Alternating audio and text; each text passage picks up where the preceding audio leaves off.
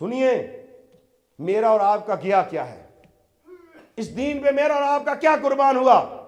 مجھے تو دین نے یہ دستار بنا کے، یہ چادر بنا کے کرسی پہ بٹھایا، آپ کو نیچے بٹھایا، جبکہ آپ مجھ سے زیادہ عزت والے ہیں، عمر میں بڑے ہیں، علم میں بڑے ہیں، تقوی میں آگے ہیں، لیکن اللہ کی مشیت ہے، اللہ جو چاہتا ہے وہ ہوتا ہے۔ میں یہاں پہ بیٹھ گیا، اسلام کی راہ میں میری اور آپ کی قربانی ہے واللہ کچھ نہیں ہے۔ اس کے مقابلے میں آج ہمیں 4 بندے ہاتھ چومنے والے ہوں، ہم سماتے نہیں، لیکن مدینہ میں میں نے ایک ایسی ہستی کو دیکھا جس کے ہاتھ صحابہ چومتے ہیں،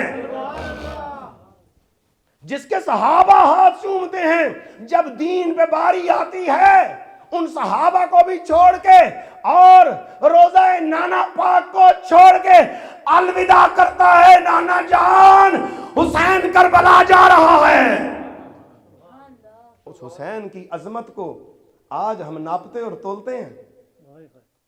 اس حسین کو سمجھیے جس نے دین کی بقا کے لیے، نظام مصطفیٰ کے لیے، تاجدار ختم نبوت کی ناموس کے لیے وہ کام کیا ہے جو رہتی دنیا تک کوئی نہیں کرے گا۔ آج میرے جیسے کروڑوں لوگوں کے لوگ ہاتھ تو چومتے ہیں، عزت تو کرتے ہیں، لیکن میرے آقا حسین سے وہ محبت نہیں رکھتے جو حقیقی طور پہ مسلمانوں کے پیر، پیشوا، ہادی، سردار اور راہبر ہیں۔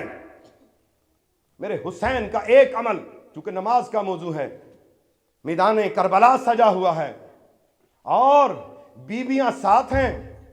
ذرا آپ خیال کیجئے کہ ہم مغرب کا ٹائم ہو، سٹاپ پہ کھڑے ہوں، بیٹیاں بہنیں ساتھ ہوں، گاڑی نہ مل رہی ہو، اندھیرا چھا رہا ہو، سردی کا عالم ہو، راتیں بڑی ہوں، اس حالت میں بھی پسینے چھوٹ جاتے ہیں کہ جوان بیٹیاں اور بہنیں ساتھ ہیں، اب کیا ہوگا؟ لیکن حسین نے اپنے سامنے امام قاسم کو شہید ہوتے دیکھتا، حضرت عباس کو شہید ہوتے دیکھا، اپنے سامنے اپنے پیاروں کو شہید ہوتے دیکھتا۔ ایک آخری 6 ماہ کا بچہ ہے، وہ بھی اپنے ہاتھوں میں اللہ کی بارگاہ کے اندر قربان کر دیا ہے، لیکن جب نماز کا وقت آتا ہے تو امام عالی مقام نہ خیموں کو دیکھتے ہیں، نہ بیویوں کو دیکھتے ہیں، نہ ناچوں کو دیکھتے ہیں، نہ عباس کے کٹے ہوئے بازو نظر آتے ہیں، نہ علی اکبر کا چلنی ہوا سینہ نظر آتا ہے۔ اس وقت کھڑے ہو جاتے ہیں، اللہ اکبر کہتے ہوئے سجدے میں جاتے ہیں اور پڑھتے ہیں سبحان ربی الاعلی۔